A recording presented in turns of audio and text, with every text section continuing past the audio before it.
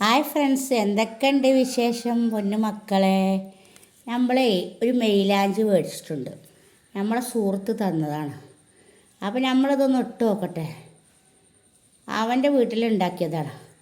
പുലാമന്തോളുള്ള സുഹൃത്തെ തന്നിട്ടുണ്ടോ? അപ്പോൾ നമ്മൾ നഖത്തുമ്പിടുന്ന മെയിലാഞ്ചിയാണ്. അപ്പോൾ ഇട്ടിട്ട് ചോർത്ത് എങ്ങനെ നോക്കട്ടെ. ഞാനിത് ആദ്യമായിട്ട് ഇടുകയാണ്. ആദ്യം ഒന്ന് തന്നിരുന്നു, രണ്ടാമത്തെ ട്യൂബാണ്.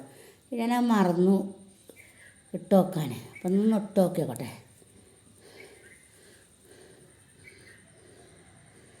ഇട്ടിട്ട് എങ്ങനെ ഉണ്ട് നോക്കണം.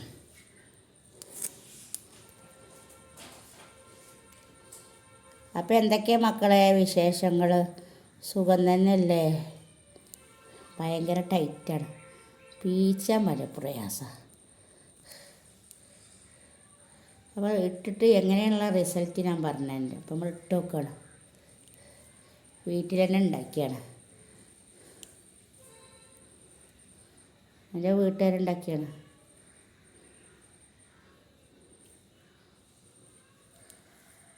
ശർക്കര മൈലാഞ്ചിയാണ് തോന്നണത്. അതിൻ്റെ സ്മെല്ലാണ് കാണുന്നത്. കുറച്ചധികം മുറിച്ചാലുള്ളൂ ഇത് വേവിച്ചുള്ളൂ. എൻ്റെ പൊന്നു മക്കളെ, അപ്പം നല്ല വേനുണ്ട്. എന്താ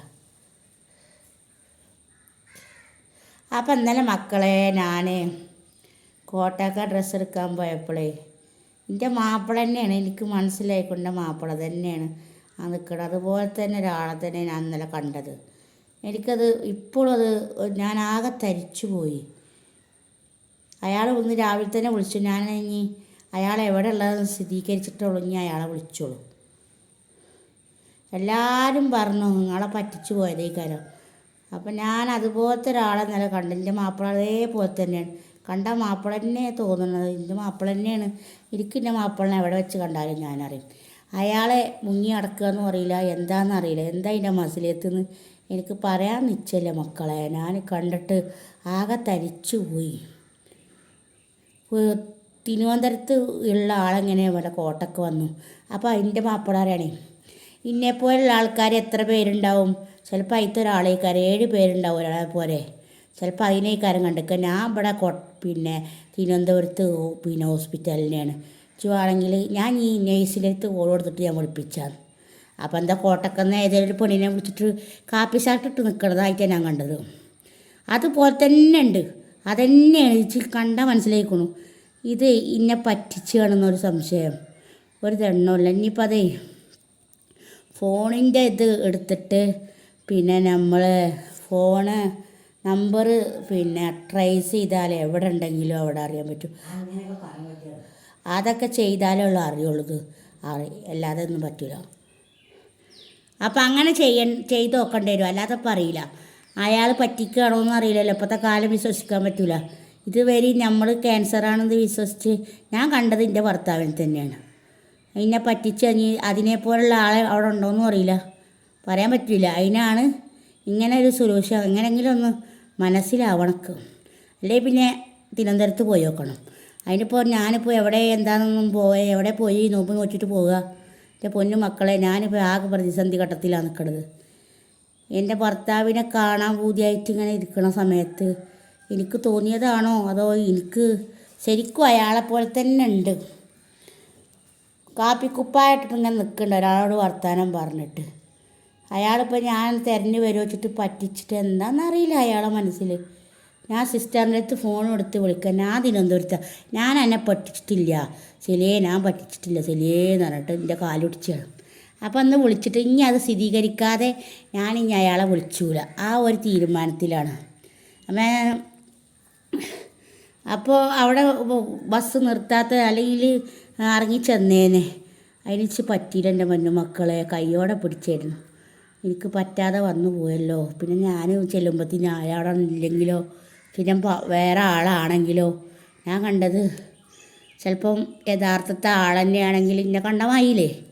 അപ്പം ഞാൻ രണ്ടിൽ കെട്ടുള്ള അവസ്ഥയിലാണ് ഞാനിപ്പോൾ നിൽക്കുന്നത്. എൻ്റെ പൊന്നു മക്കളെ, ഞാൻ ആഗ്രഹിച്ച മുഖം കണ്ടു. എനിക്ക് എൻ്റെ ഭർത്താവ് തന്നെയാണ് അയാൾ.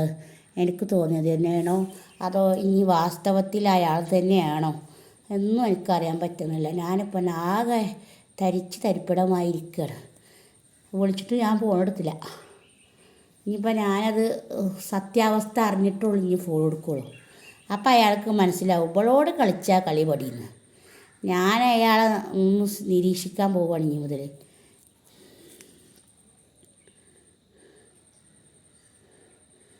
ഞാൻ ഇങ്ങനൊന്നും വിചാരിച്ചതേ അല്ല. ഈ മനുഷ്യന് എന്നാൽ പാവമല്ല. അന്ന് മുറിയും വായിൽ നീരൊക്കെ കണ്ടിരുന്നു.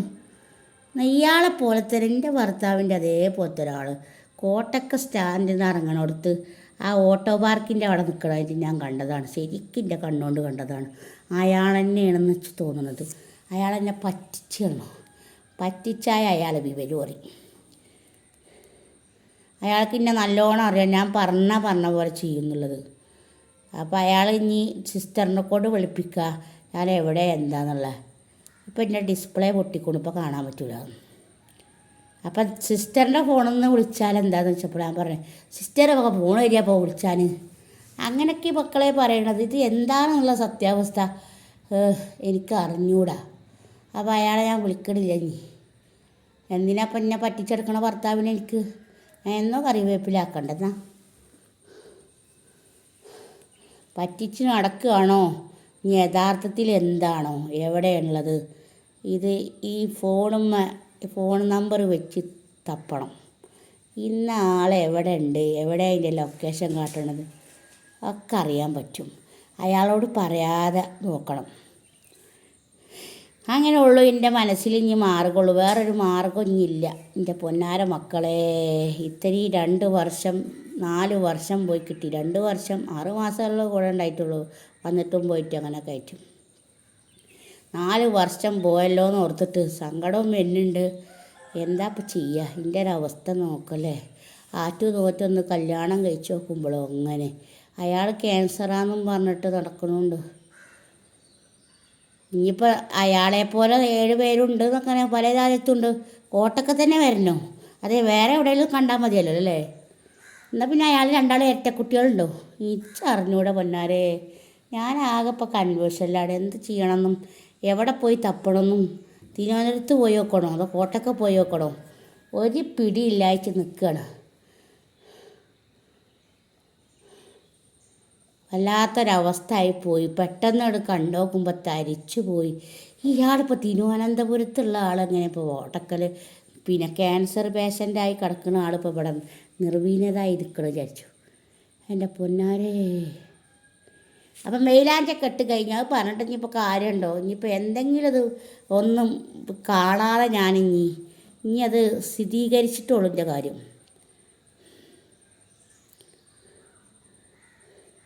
ഇപ്പം അയാളെപ്പോലുള്ള വേറെ ഒരാളെ കണ്ടിക്കണമെന്നും എനിക്ക് പറയാൻ പറ്റില്ല.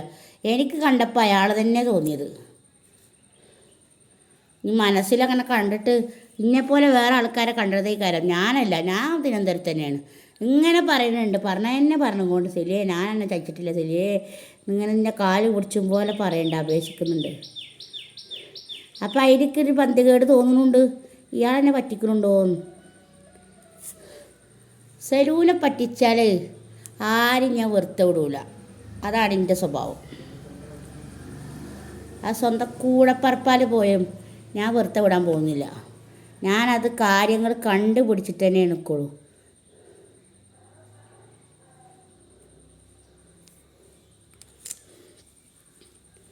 എന്നെ ആരെങ്കിലും പറ്റിച്ചു എന്ന് പറഞ്ഞാലേ എത്ര ഇഷ്ടപ്പെട്ട ആളാണെന്ന് വെച്ചാൽ പോലും ഞാൻ വിട്ടുകൊടുക്കൂല.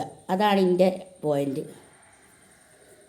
എനിക്ക് ഒരു കാര്യം മാത്രം നേരെ മാത്രം ചിന്തയുള്ള ഒരാളാണ്. അതുകൊണ്ട് ഇതിന് വിട്ടുകൊടുക്കാൻ ഞാൻ സാധിക്കില്ല. എന്നെ ആരെങ്കിലും പറ്റിച്ചോ ചതിച്ചോ ഉണ്ടെങ്കിൽ അയാളെ തേടി പിടിച്ച് ഞാൻ എല്ലാവരും മുന്നിലിടും ആണ് എൻ്റെ സ്വഭാവം. അങ്ങനെ ഒരാളും പിന്നെ ഈ ഭൂമിയിലുണ്ടാവില്ല. പറ്റിച്ച് നടക്കുന്നവർക്കൊക്കെ അതിൻ്റെ യഥാർത്ഥ ഇത് ഞാൻ കാണിച്ചു കൊടുക്കും. ഇതുവരെ ആയിട്ടില്ല അങ്ങനത്തെ അനുഭവം. എല്ലാവരും പറയണം. ഞാനും അയാളെ പൂർണ്ണമായി വിശ്വസിച്ചു. അയാൾ തന്നെയാണോ ഇനിയിപ്പോൾ അയാളെ പ്രേതാന്ന് പറയില്ല. എൻ്റെ പൊന്നു മക്കളെ, ഞാനിപ്പോൾ ഒരു വല്ലാത്തൊരവസ്ഥയിൽ നിൽക്കുകയാണ്. ഇതിൻ്റെ ഒരു സൊല്യൂഷൻ നിങ്ങളൊന്ന് കമൻറ്റിൽ രേഖപ്പെടുത്തി. ഒരാളെപ്പോലെ 7 പേരുണ്ട് എന്നൊക്കെ പറഞ്ഞേക്കാം. ഞാൻ ഇതുവരെ ആയിട്ടും കണ്ടിട്ടില്ല. എന്നെപ്പോലെ 7 പേരുണ്ടെന്ന് പറഞ്ഞേക്കാം. അത് പല രാജ്യത്തും. ഇത് കോട്ടൊക്കെ തന്നെ വരണോ? അതാണ് എനിക്ക് സംശയം. കോട്ടൊക്കെ തന്നെ വരുമ്പോഴാണ് സംശയം. ഇനിയിപ്പോൾ ഇതിന് രണ്ടാളും ഇരട്ട കുട്ടികളുണ്ടോ അതും അറിയില്ല. എനിക്കറിയില്ലേ എന്താണെന്ന് എനിക്ക് പറയാൻ പറ്റില്ല. മൂപ്പരാ ഒരു നൃത്തം നിൽക്കുമ്പോൾ ഞാൻ കുറേ വട്ടം നോക്കി. എനിക്ക് ആ ഫോട്ടോ എടുക്കാനൊന്നും പറ്റിയില്ല. ഫോട്ടോ എടുത്താൽ മതിയായിരുന്നു, അതും പറ്റില്ല. എന്നാപ്പോൾ ഞാൻ ചെയ്യേണ്ടത് നിശ്ചയല്ല. ആകെ കൺഫ്യൂഷനായി നിൽക്കുകയാണ് എൻ്റെ പൊന്നും മക്കളെ. അരങ്ങി ചെല്ലാനും പറ്റിയില്ല, അവിടെ വണ്ടി നിർത്താനും ഇല്ല. പിന്നെ ആൾ മാറിയാലോ. എങ്ങനെ ആയാലും എല്ലാ കാര്യവും ഇനി വിളിക്കുള്ളൂ. എല്ലാ കാര്യം അറിഞ്ഞ് സത്യാവസ്ഥ അറിഞ്ഞിട്ട് ഇനി അയാളെ ഞാൻ വിളിക്കുള്ളൂ. അയാൾ ഇന്നെ വിളിച്ചു, പക്ഷേ ഞാൻ ഫോൺ എടുത്തില്ല. ഇന്നലെ ഞങ്ങൾ ഫോൺ വിളിച്ചതൊക്കെ കേട്ടില്ല ഞങ്ങൾ. എനിക്ക് ഒരുപാട് ചുമയാണ്, വേദനയാണ്, സൂചി വെച്ചിട്ട് ക്ഷീണമാണെന്നൊക്കെ പറയുന്നുണ്ട്.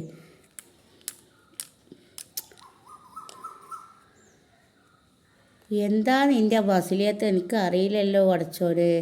കാലം തെളിയിച്ചു. ആര് തെറ്റ് ചെയ്താലും എന്തും മറച്ചു വെച്ചാലും ഒരു ദിവസം വെളിയിൽ വരും.